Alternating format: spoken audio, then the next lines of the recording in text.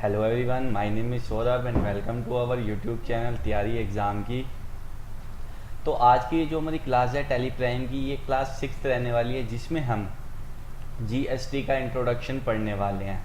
तो इससे पहले जो क्लास थी हमारी टैली प्राइम की, उसमें हमने अकाउंट रिसीवेबल एंड पेबल देख चुके हैं कि वाउचर एंट्रीज कैसे करनी है टैली प्राइम में, तो लेजर्स कैसे क्रिएट करनी है। लेकिन अब जो है ना, अब हम जीएसटी की तरफ बढ़ेंगे कि मतलब देखो जीएसटी बहुत इंपॉर्टेंट है कि अभी तक तो हम विदाउट जीएसटी ट्रांजेक्शन रिकॉर्ड करते थे, लेकिन आज हम जीएसटी का इंट्रोडक्शन लेंगे। फिर आने वाली क्लासेस में देखेंगे कि जीएसटी के ट्रांजेक्शन्स को कैसे रिकॉर्ड करना है टैली प्राइम में, वो भी हम सीखेंगे।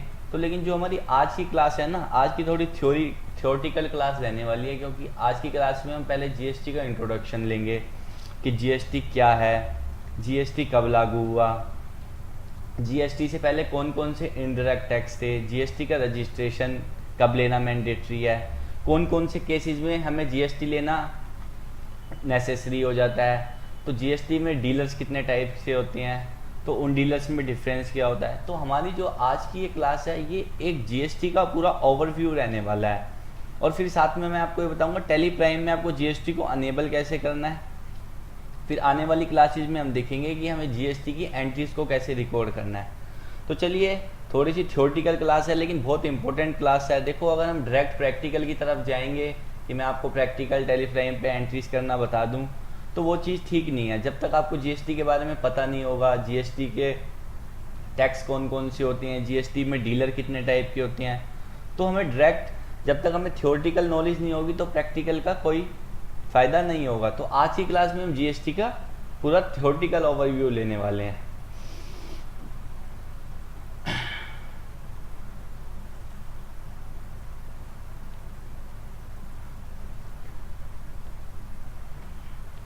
तो देखो, सबसे पहले देखो जीएसटी का मतलब क्या है। जीएसटी है गुड्स सर्विस टैक्स।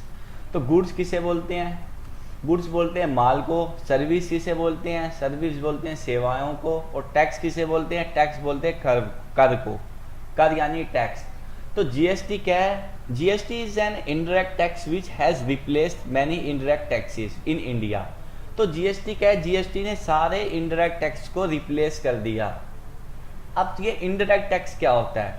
देखो, जो टैक्स होते हैं हमारे दो टाइप्स के होते हैं, एक डायरेक्ट टैक्स और एक इनडायरेक्ट टैक्स। तो जो डायरेक्ट टैक्स होते हैं वो सीधे सीधे हमारे इनकम के ऊपर लिए जाते हैं, जैसे आपने सुना होगा इनकम टैक्स। जो इनडायरेक्ट टैक्स है वो गवर्नमेंट एक आम कस्टमर से भी वसूल करती है। जैसे अब इनकम टैक्स तो वही भरेगा ना जिसकी इनकम होगी, टैक्सेबल इनकम होगी, तो वही इनकम टैक्स भरेगा। गरीब आदमी तो इनकम नहीं भरेगा, टैक्स भरेगा, क्योंकि उसकी इतनी इनकम ही नहीं है।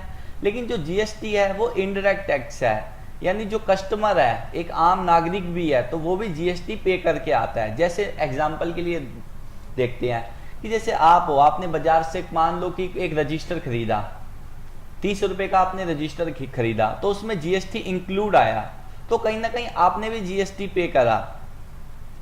फिर आपने जिसको पे करा वो आगे गवर्नमेंट तक जीएसटी पहुंचाएंगे कि गवर्नमेंट को कैसे वो जीएसटी देंगे, वो आगे देखेंगे हम। तो कुल मिला के जीएसटी एक इनडायरेक्ट टैक्स है। इनडायरेक्ट टैक्स वो होते हैं जो एक आम कस्टमर से भी लिए जाते हैं इनडायरेक्टली। देखो, इनडायरेक्टली हो गया ना टैक्स कि जो आपने वो रजिस्टर परचेज करा उस पर जीएसटी इंक्लूड था और आपको पता ही नहीं, आपने उसमें 30 रुपये दे दिए, तो उसमें जीएसटी भी आपने उसके साथ ही दिया। तो मतलब कहने का ये है, इनडायरेक्ट टैक्स हर एक व्यक्ति पे करता है जो इंडिया में रहता है, जो इंडिया का रेजिडेंट है। आई होप आपको डायरेक्ट और इनडायरेक्ट टैक्स में डिफरेंस पता लग गया होगा। तो जो जीएसटी है ना, वो हमारा इनडायरेक्ट टैक्स है which has replaced many indirect tax in India. The goods has service tax act tax was passed in the parliament on 29 मार्च 2017। तो जो जीएसटी का हमारा एक्ट पास हुआ था पार्लियामेंट में, वो हुआ था 29 मार्च 2017 को। तो देखो, थोड़ा सा हम पास्ट में जाते हैं कि जीएसटी से पहले भी ना काफी सारे इनडायरेक्ट टैक्सेस होते थे। आपने सुना होगा वैट टैक्स होता था, जिसे हम कहते थे वैल्यू एडिड टैक्स। एक सीएसटी होता था, एंटरटेनमेंट टैक्स होता था, लग्जरी टैक्स होता था, प्रोफेशनल टैक्स होता था। तो काफी सारे एक्साइज ड्यूटी होता था। तो काफी सारे इनडायरेक्ट टैक्सेस होते थे। मतलब क्या होता था, नेचर ऑफ बिजनेस, जैसे किसी का अगर मैन्युफैक्चरिंग नेचर का बिजनेस है तो उसके लिए अलग टैक्स लगेगा। अगर कोई सर्विस की कंपनी है तो उसके लिए अलग लगेगा, सर्विस प्रोवाइडर है, या कोई ट्रेडर है तो उसके लिए अलग टैक्स लगेगा। तो कुल मिला के ना काफ़ी सारा कॉम्प्लिकेटेड था कि यही समझ ही नहीं पाते थे कि हमें कौन सा टैक्स कहाँ देना है। कि काफ़ी ज़्यादा कि अगर आप मूवी देखने गए हो तो वहाँ पे एंटरटेनमेंट टैक्स लगता था, अगर आप होटल में रुके हो तो वहाँ पे लग्जरी टैक्स लगता था। तो ये सारे इनडायरेक्ट टैक्सेस लगे हुए। अगर आप इंटर स्टेट सप्लाई करते हो यानी एक राज्य से दूसरे राज्य में सेल करते हो तो वहाँ पे CST लगता था।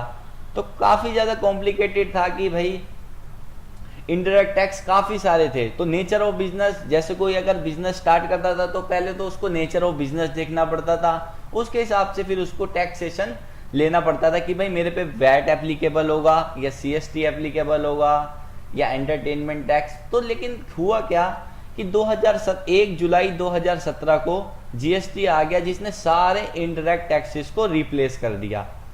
तो आज चाहे कोई वैट हो या CST हो या लग्जरी टैक्स हो या सर्विस टैक्स हो, तो सारे मर्ज होके GST में आ गया। लेकिन कुछ ऐसे अभी भी केसेस हैं जहाँ पे GST नहीं लगता, लेकिन जो ज़्यादातर अब यूज़ में आ गया है, ज़्यादातर कंपनियों में, ज़्यादातर बिजनेसिस में, सर्विसेज में वो GST ही है। जैसे काफ़ी सारी अभी भी हैं ऐसी सर्विसेज, गुड्स जहाँ पे GST एप्लीकेबल नहीं होता, लेकिन वो बहुत कम है। इसलिए GST को कहा जाता है वन नेशन वन टैक्स, कि मतलब एक ही देश और एक ही टैक्स, कि यहाँ पे सारा इनडायरेक्ट टैक्स हमारा एक ही टैक्स में मर्ज हो गया, वो उसका नाम है GST।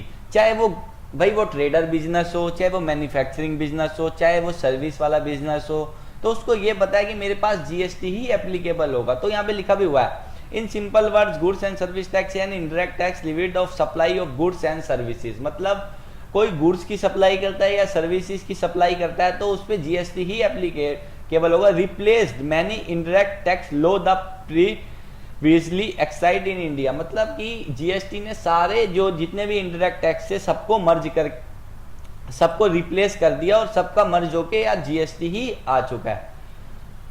तो यही कुछ इंट्रोडक्शन में था कि GST क्या है। तो GST जो हमारे इंडिया में लागू हुआ वो हुआ था 1 जुलाई 2017 को। ये देखो आप ये पढ़ भी सकते हो, 1 जुलाई 2017 को हमारे देश में GST लागू हो चुका था। ये कुछ हमें इनडायरेक्ट टैक्सेस के पास्ट में बताता है कि कौन कौन से टैक्स है इनडायरेक्ट टैक्सेस।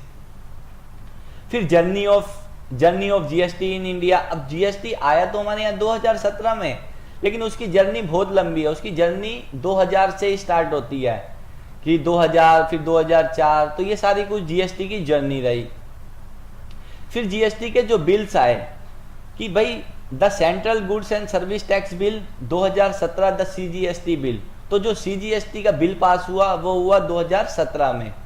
फिर ऐसे ही IGST integrated goods and service tax का बिल पास हुआ, वो भी 2017 में। UTGST और जो, तो ये सारे जो बिल्स हैं ये हमारे 2017 में पास हुए, क्योंकि बिल पहले पास होते हैं, फिर वो जैसे CGST का बिल पास हुआ, फिर IGST का बिल पास हुआ, UTGST। फिर अच्छा, अब सबसे इंपॉर्टेंट है कि हमने GST का इंट्रोडक्शन ले लिया कि भाई GST क्या है, GST से पहले कौन कौन से इनडायरेक्ट टैक्सेस थे। अब GST का सबसे इंपॉर्टेंट आता है फिर types of taxes under GST। तो 4 टाइप्स के टैक्स GST के अंडर आते हैं। सबसे पहला है CGST, दूसरा है SGST, थर्ड है UTGST और फोर्थ है IGST। तो CGST है जो वो है सेंट्रल गुड्स सर्विस टैक्स, जो SGST है वो है स्टेट गुड्स सर्विस टैक्स, जो UTGST है वो है union territory goods and service tax, जो IGST है वो है integrated goods and service tax. तो आप इसे पढ़ सकते हो कि CGST द सेंट्रल। अब ये लगते कहाँ कहाँ, एप्लीकेबल कहाँ कहाँ होते हैं। जैसे देखो सप्लाई 2 तरीके की होती है। देखो ये पहले हम थोड़ा सा ना इसको समझने पहले सप्लाई समझ लेते हैं। सप्लाई का मतलब क्या है, GST में सप्लाई किसे कहा गया है। सप्लाई GST में उसे कहा गया जो आप अपने गुड्स जो सेल करता है, जो सप्लाई करता है। अगर आप अपने गुड्स सेल करते हो तो GST में उसे सप्लाई कहा गया है।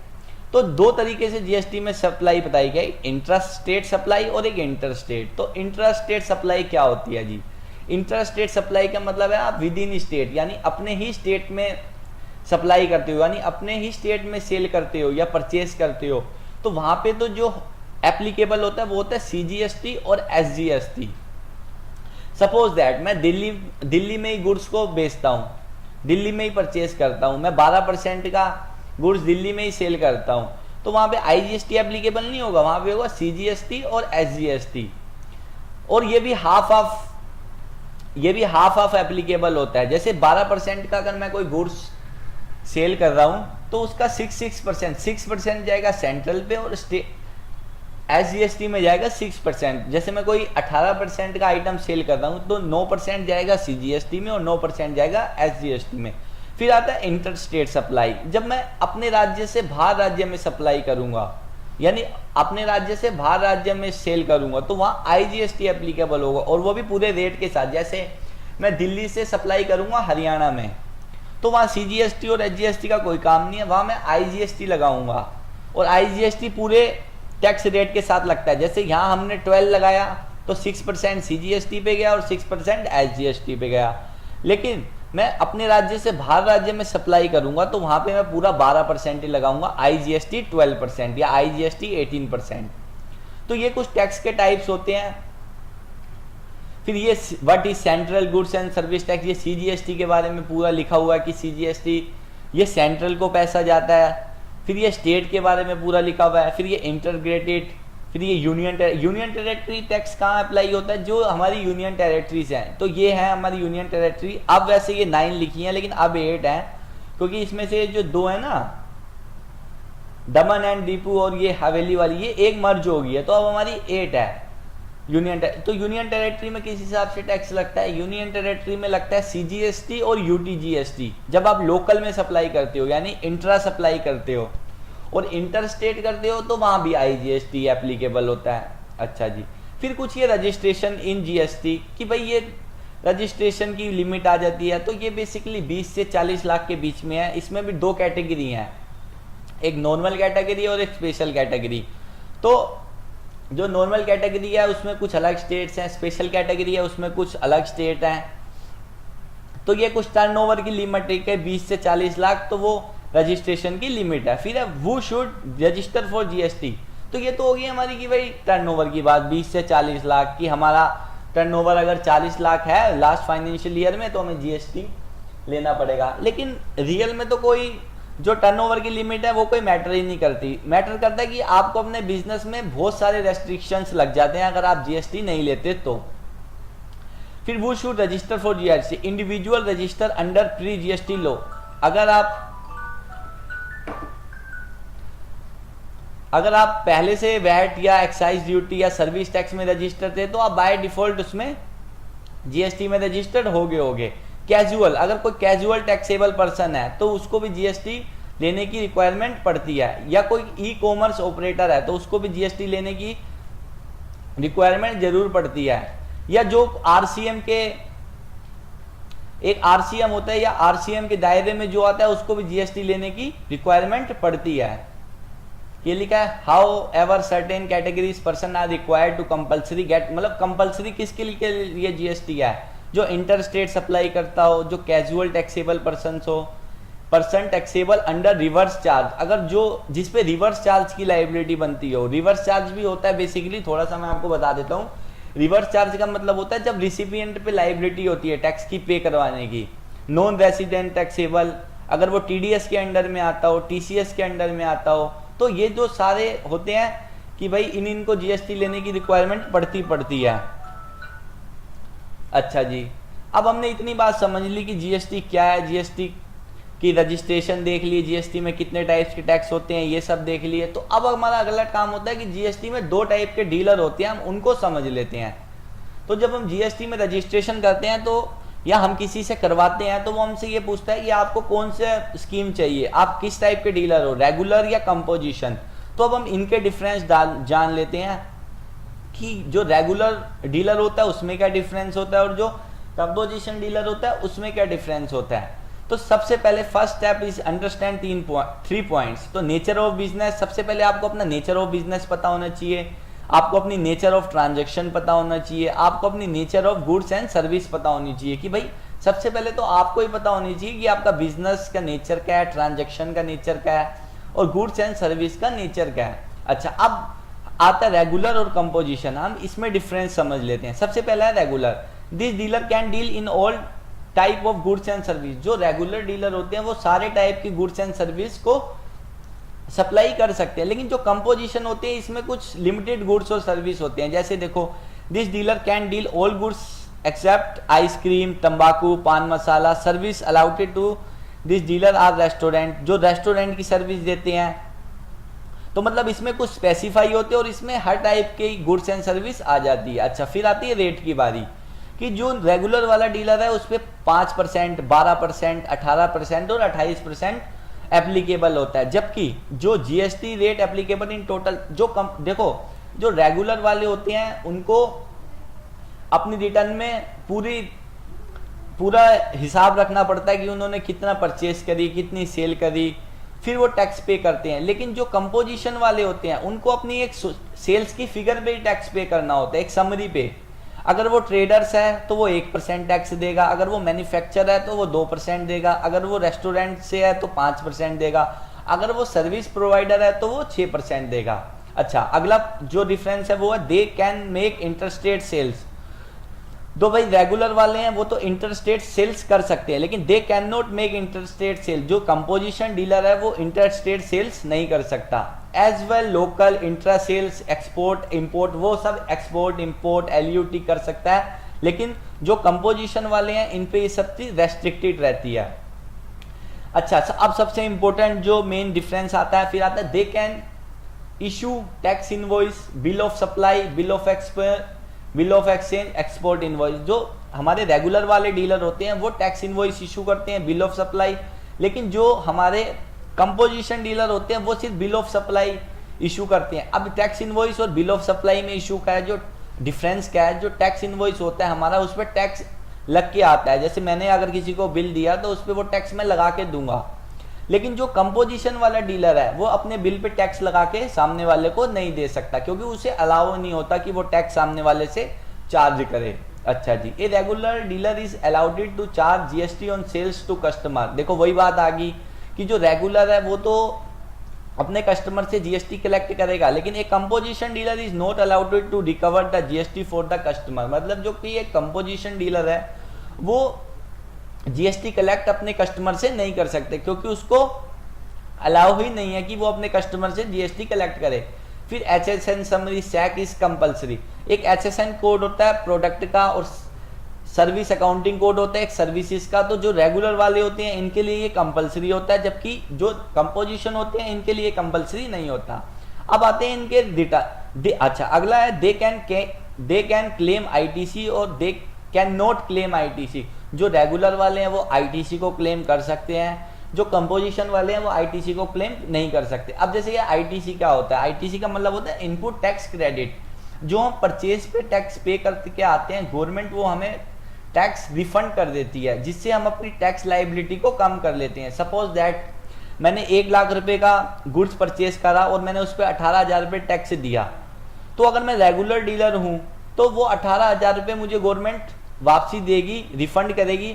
लेकिन वो रिफंड ऐसे नहीं कि मैं रिफंड से कोई पर्सनल एक्सपेंस कर लूँ, रिफंड से मैं अपनी जो टैक्स की लाइबिलिटी होगी सिर्फ उसी को एडजस्ट कर सकता हूँ। जैसे किसी मंथ में मेरी 20,000 रुपये की लाइबिलिटी बन गई और 18,000 रुपये मुझे आईटीसी मिल गया, तो मुझे उस महीने में सिर्फ 2,000 ही टैक्स पे करना होगा, क्योंकि मैं रेगुलर डीलर हूँ, मैं आईटीसी क्लेम कर लूँगा अपनी परचेज पे। लेकिन जो कंपोजिशन डीलर है वो आईटीसी क्लेम भी नहीं कर सकते। अच्छा, फिर आता है इनमें रिटर्न्स में। जो रेगुलर वाले होते हैं वो जीएसटीआर 1 भरते हैं सेल्स के लिए, जो इनकी रिटर्न होती है। जीएसटीआर 2 होती है इनकी परचेज की, और जीएसटीआर 3 भी होती है इनकी सेल और परचेज की समरी। लेकिन जो इनकी रिटर्न होती है, इनकी ये क्वार्टरली रिटर्न होती है CMP 08 और 1 एनुअल रिटर्न जीएसटीआर। जो इनकी एनुअल रिटर्न होती है वो होती है जीएसटीआर 4। अच्छा, there are 2 return filing options in regular dealer. ये मैं आपको बताऊंगा आगे कि कौन कौन सी रिटर्न के क्या क्या ऑप्शंस होते हैं। जैसे जीएसटीआर 1, जिसका टर्नओवर 5 करोड़ रुपए से ज्यादा है तो उसको जीएसटीआर 1 मंथली बेसिस पे फाइल करनी होती है, और उसकी ड्यू डेट होती है 11 तारीख नेक्स्ट मंथ, और 3V की होती है 20 तारीख नेक्स्ट मंथ रेगुलर के लिए। जैसे अगर आप अप्रैल महीने की जीएसटी फाइल करोगे तो आपको 11 मई तक वो जीएसटी की रिटर्न भरनी पड़ेगी, और ऐसी 3V की 20 तारीख तक। लेकिन जिनका टर्नओवर 5 करोड़ रुपए से कम का है तो वो क्वार्टरली वे में भी जीएसटीआर 1 और जीएसटीआर 3 भी भर सकते हैं, जिसकी ड्यू डेट होती है 13 तारीख और 3B की होती है 24 तारीख। तो ये IFF PMT 06 ये सब क्या है, ये हम आगे की क्लासेस में देखेंगे। तो बस ये मेजर इनकी रिटर्न्स में डिफरेंस होता है। जो रेगुलर वाले होते हैं वो बनती है GSTR 1 3B 2 नहीं भरी जाती, GSTR 2 नहीं भरते, ये ऑटो पॉपुलेट समरी होती है हमारी ITC की। अच्छा जी, फिर यही वही कंपोजिशन डीलर के बारे में लिखा हुआ है कि small businesses host turnover taxable goods no. अच्छा, अब कंपोजिशन डीलर में कौन कौन जा सकता है? कंपोजिशन डीलर में जिनका टर्नओवर 1.5 करोड़ रुपए से कम होगा वो कंपोजिशन डीलर में जा सकता है। तो जो कंपोजिशन डीलर होता है, अब कोई सोचने वाला सोचेगा कि उसको तो नुकसान है ना, वो टैक्स लगा के दे सकता अपने बिल पे और ना उसको ITC मिलती। तो कंपोजिशन डीलर के लिए तो नुकसान है? नहीं, नुकसान उनके लिए भी कुछ नहीं है। बस बात ये है कि उनको इतनी ज़्यादा अकाउंटिंग मेंटेन रखने की GST की रिक्वायरमेंट नहीं होती, वो एक टोटल सेल्स की फिगर पे ही टैक्स दे देते हैं। जैसे सपोज दैट अगर एक रेगुलर बिजनेस है तो वो हर महीने की जब रिटर्न भरेगा, मान लो क्वार्टरली रिटर्न भरेगा अपनी GSTR 1, तो वो पूरी कैलकुलेशन करेगा बैठ के कि मेरी टोटल आउटपुट कितना है, मेरी सेल्स कितनी है, मेरी परचेज कितनी है। फिर वो एडजस्ट करेगा कि भाई मेरी परचेज को माइनस करेगा, आउटपुट से इनपुट को माइनस करेगा, फिर जो उसका टैक्स बनेगा वो पे करेगा। लेकिन जो कंपोजिशन डीलर है उसको इतनी कैलकुलेशंस की रिक्वायरमेंट ही नहीं होती, वो अपना सीधा आएगा। जैसे उसकी मान लो 10 लाख रुपए सेल है एक क्वार्टर की, तो वो 10 लाख पे जो भी उस पर रेट एप्लीकेबल होता होगा उस रेट से वो GST का टैक्स गवर्नमेंट को पे करवा देगा। तो ये लिखा हुआ है रेगुलर के बारे में और ये कंपोजिशन के बारे में। तो हमने जो आज क्या दिया, थियोरेटिकल पार्ट पढ़ा कि GST में भाई डीलर्स कितने होते हैं, रजिस्ट्रेशन, इंट्रोडक्शन। तो अब इसको टैली प्राइम में GST को अनेबल कैसे करना है तो वो मैं आपको बता देता हूँ। फिर नेक्स्ट क्लास में जो कल क्लास होगी उसमें देखेंगे कि हमें GST की एंट्रीज यानी एंट्रीज कैसे रिकॉर्ड करनी है। तो एक बार हम टैली प्राइम पे आ जाते हैं। मैं टैली प्राइम पे आपको बता देता हूँ GST को अनेबल कैसे करना होता है।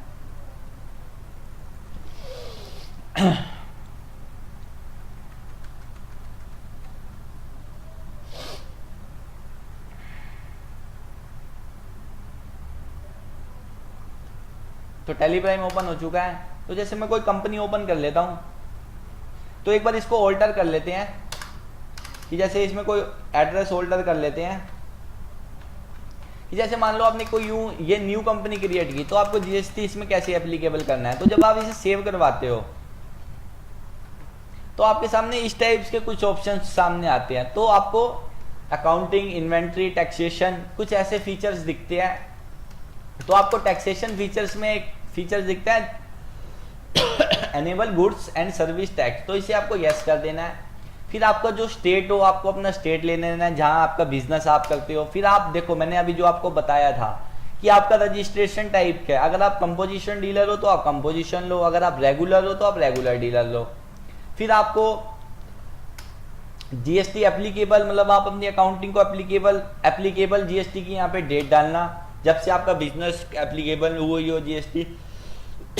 फिर सबसे इंपॉर्टेंट कि आपको अपने पार्टी का यहाँ पे GST नंबर डालना है, जो आपकी कंपनी का GST नंबर है। तो ये कह रहा है the GST UIN in invalid. तो मैंने अभी कुछ भी डेमो के लिए डाल दिया, लेकिन आपको सही वाला GST नंबर अपना डालना है। फिर पीरियडिकली ऑफ GSTR 1 कि आप अपनी GSTR 1 मंथली बेसिस पे भरते हो या क्वार्टरली बेसिस पे, तो आपको यहाँ पे वो सिलेक्ट करना है। जैसे मैं मंथली बेसिस पे भरता हूँ। फिर आपको और कोई सेटअप को अभी छेड़ने की जरूरत नहीं होती कि जैसे एडिशनल फीचर में है set alter GST details, enable tax liability on advance receives, enable tax liability on reverse charge.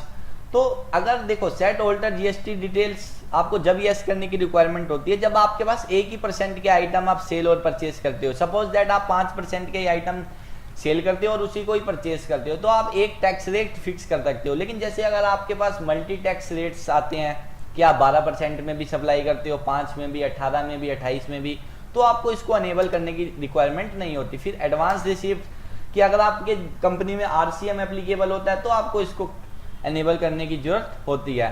तो बाकी आपको और कुछ छेड़ने की इसमें रिक्वायरमेंट नहीं होती, तो आप इसको आपको यहाँ से सेव करवा देना होता है। तो हमारी GST यहाँ से इस तरीके से टैली प्राइम में एप्लीकेबल हो जाती है। तो जो कल की क्लास होगी, हम कल की क्लास में देखेंगे कि GST की एंट्रीज को टैली प्राइम में रिकॉर्ड कैसे करना है, जो कि हमारी क्लास 7th होगी। तो तो ये 10 डेज़ की हमारी बेसिक टैली प्राइम की क्लासेस चलेंगी, जिसमें हम सारे बेसिक टॉपिक्स कवर करेंगे।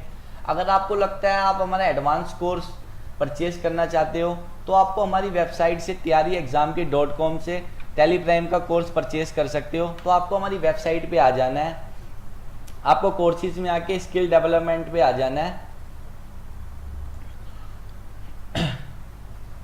तो ये टैली प्राइम, तो ये है हमारा टैली प्राइम 2.1 जो लेटेस्ट वर्जन है। आपको इस पे नो मोर पे क्लिक कर देना है। तो जो भी आपको लेक्चर में पढ़ाया जाएगा आप वो सब देख सकते हो। जैसे ये तो हम बेसिक टॉपिक कवर कर रहे हैं, एडवांस में तो फिर हम देखेंगे कि भाई टीडीएस कैसे टैली में इंप्लीमेंट करना है, TCS, capital goods, cell purchase order, तो हम सारा एडवांस कोर्स परचेज करेंगे। तो यहाँ पे सिंपली ये जो बाय नाउ का ऑप्शन आ रहा है, आपको इस पे कोर्स को आप इसे बाय भी कर सकते हो। तो सबसे जो इम्पोर्टेंट बात है, इस कोर्स में आपको ट्रेनिंग दी जाएगी रियल डेटा से, यानी रियल डेटा से आपको सिखाया जाएगा, यानी रियल आपके इनवॉइसेस होंगे कंपनी के, सेल के, परचेज के, रियल बैंक स्टेटमेंट्स होगी। तो आज की क्लास के लिए बस इतना ही। अगर आप परचेज करना चाहते हो तो यहाँ से बाय नाउ से परचेज कर सकते हो। तो कल की क्लास, तो अगर आपको आज की क्लास अच्छी लगे तो आप चैनल को सब्सक्राइब जरूर करें, वीडियो को लाइक करें, और अपने अगर आपको वीडियो नॉलेजफुल लगती है तो अपने फ्रेंड्स के साथ शेयर भी करें।